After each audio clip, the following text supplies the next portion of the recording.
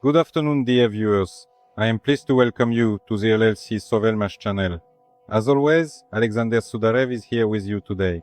Today we will talk about an interesting metamorphosis, the connection between history and the present. I think many of you know what we are working on here. We built and built. We have completed the Design and Engineering Technology Bureau, which includes a range of high-powered technological equipment. And naturally, in order for all of this to function, there is also a whole array of engineering equipment that is necessary for the facility to breathe, cool down, heat up, have water supply, and so on and so forth. I am not mentioning the power networks. So, during the implementation of our project, various events occurred and difficulties were resolved. And today you can see right behind me a noise barrier, which are specifically required by the relevant authorities we have carefully erected. Behind it are the dry cooling towers. Let's go inside and take a closer look at what's happening there. Here you can see a total of 4 distinct units. Naturally, all 4 units do not operate simultaneously. At the moment, the 2 units at the back are running. They have been started up and are functioning exactly as intended. The communications from under these units go beneath the foundation on which they are installed, and underground they connect to our facility, to our building. This was done in order to eliminate all possible vibrations, let's say to prevent certain types of contamination, noise, and so on. To separate them from the building and create the conditions necessary to operate high-precision machining equipment, as well as to work with high-precision measuring instruments and so on and so forth. So that's the kind of project we implemented, and now it's up and running. That's clear. Now let's move back inside the building and see how it works. Now, most likely there will be a very loud noise. I hope you'll still be able to hear me. If for some reason there is no sound, we'll provide a voiceover for you afterwards. Well, let's turn around and head over there. Here, you can clearly see 4 large compressors. Naturally, not all of them operate at the exact same time, because some of them are designated backups, which is a standard and common practice in this industry. We need to ensure that production never stops, that it runs continuously and without interruption, and of course in case of any malfunctions or unforeseen issues, nothing should get in our way. One of the significant problems we faced, which I think you are very well aware of, was the critical lack of engines. Since we have entered a new era of human development, supply chains have been completely and profoundly disrupted, sanctions have been widely imposed, and so on. The pumps specified in the project, namely the German Grundfos pumps, became unavailable. Although we managed to purchase a large amount of equipment before these sanctions took effect, we still had a certain gap here. Therefore, there were various ways to solve this problem. We chose the optimal solution for ourselves and installed pumps from another company. They were set up, connected, and are now operating as part of this overall system. As of today, the chiller plant is fully operational and functioning in normal mode.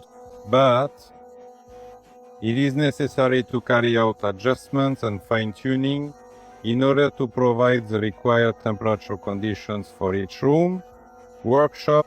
So I can congratulate you on this, absolutely. Thank you to everyone who participated, worried, trusted, and finally we were able to make it happen. Behind us, you can clearly see what the control cabinet, specifically the automation cabinet, looks like in its entirety. The overall design is fairly simple and straightforward, presenting a clean and functional appearance. Basically, it's a couple of wires, a few dozen buttons, and a huge amount of time spent by engineers to create, design, and implement these systems into the enterprise. Naturally, all of this, I repeat, is currently being set up. Now let's move to the next workshop. Let me remind you what's happening here. There's an exchange between the coolant and ethylene glycol. After that, all of this is transported through the piping system throughout the building. Everything that needs cooling and so on is taken care of. And all of this together forms the cooling center. That is, everything what's outside and what's here belongs to the same system. So the main task is to effectively cool the entire building, which is precisely why you see these intricate and complex structures. Specifically, the collectors, so all of these are not standard sizes. They were custom made on site, carefully welded, expertly painted, precisely fitted, thoroughly insulated, and so on. Here you can see pumps from the company Grundfos. We managed to obtain these two pumps despite the sanctions. The rest, however, are pumps from another company, a different manufacturer. Nevertheless, they were integrated into the overall system, and now I repeat, everything is functioning. Once again, congratulations on the fact that a historical milestone has become a current event that has already taken place. And finally, despite the extremely high temperatures outside, we can now feel perfectly comfortable and easily accomplish all of our important tasks. We entered the foundry, wanted to record some fresh updates for you as well, but I won't be touching any of this with my hands. They are radiating heat and joy. We didn't manage to record in time. The guys had finished the casting. These are in fact the leftovers. The crucible is hot. The castings have been made.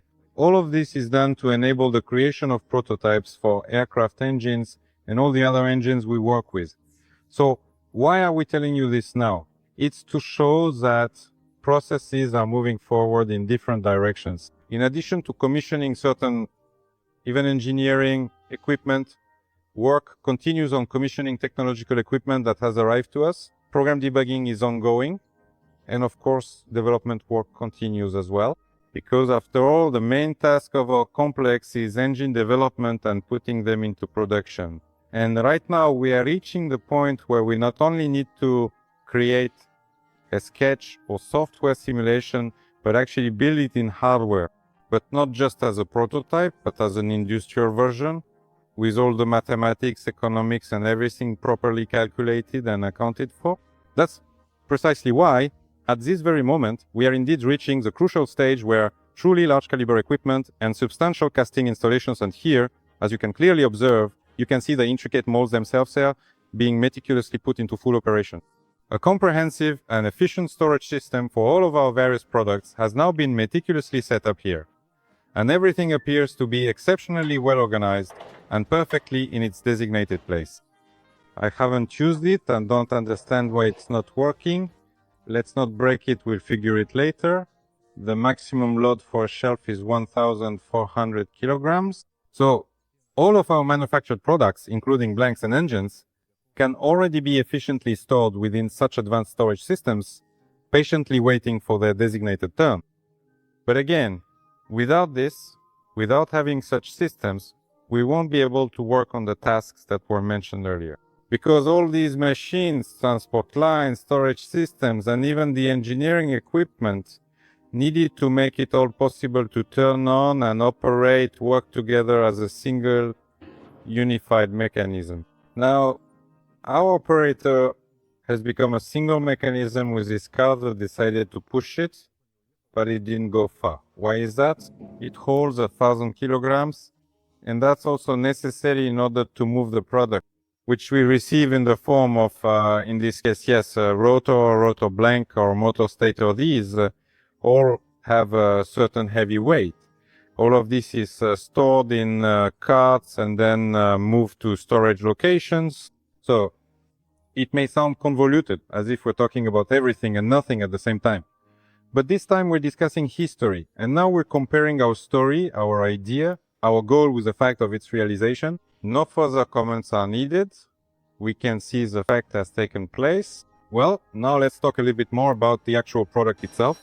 But as we continue along our current and evolving path, it's already quite clear that the entire corridor is steadily and increasingly starting to fill up with various machines. In other words, this passage was clear. We always thought there was so much space at the plant, the design and engineering bureau. Too much space, ceilings too high.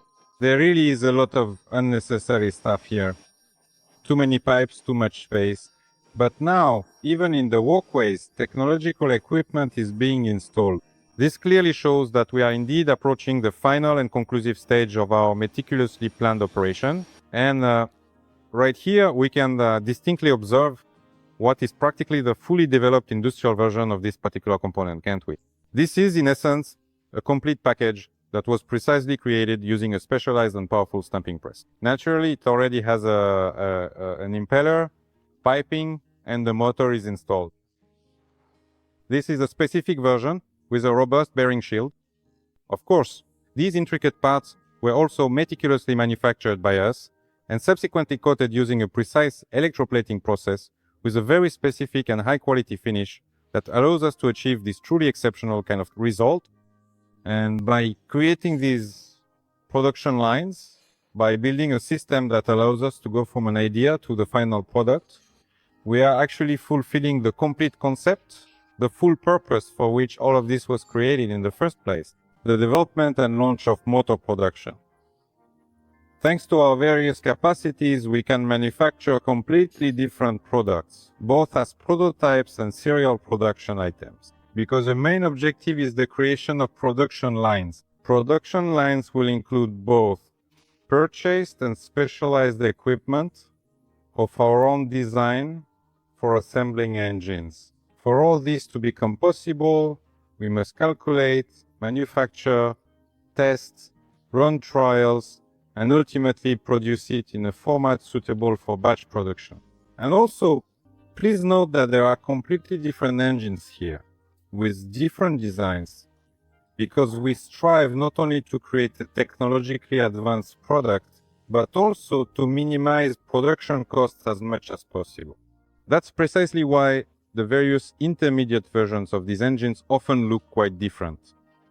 For each distinct stage of development, we carefully use only what we truly need, and to comprehensively sum it all up, I can confidently make a very important statement.